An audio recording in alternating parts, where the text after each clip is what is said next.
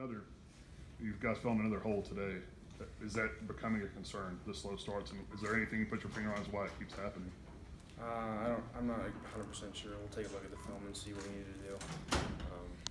But the thing that this group does is we just continue to fight no matter what, and there's always positives. We're going to take a look at the film and learn from it. The best part about it, we're sitting at 3-0 with a lot of room for improvement. So. You feel like that's part of your guys' identity in a good way, the fact that you guys can fight back and then you can take over, dominate with a big player too. It's happened every game. So yeah, I mean, that's always, you can always work with a quality like that when you got guys that care about each other and are always going to fight and scrap to the last minute. Obviously, we need to start better still, but when you got guys that work like that and care about each other and want to be better, I think that that's easy as a player and as a captain and as coaches to work with. So.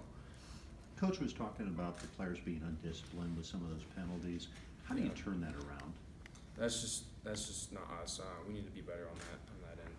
Obviously, those are undisciplined penalties, and we can't have 2 in a row. Especially, I had one myself. It's just not smart football, and we'll learn from it. Do you guys communicate about that when those kind of things are happening?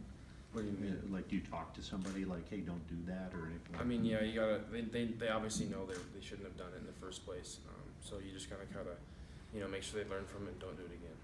Logan, some of the talk about defensive guys this week was, less yards, less points. I mean, how do you feel like you improved versus the first couple of games in that regard today? Our goal is always to hold teams under 17 points.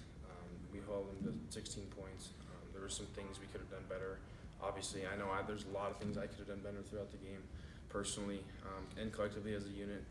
We need to clean up our penalties. There's just, like I said, the best part about it is we're 3-0 with a lot of room for improvement, which is very exciting.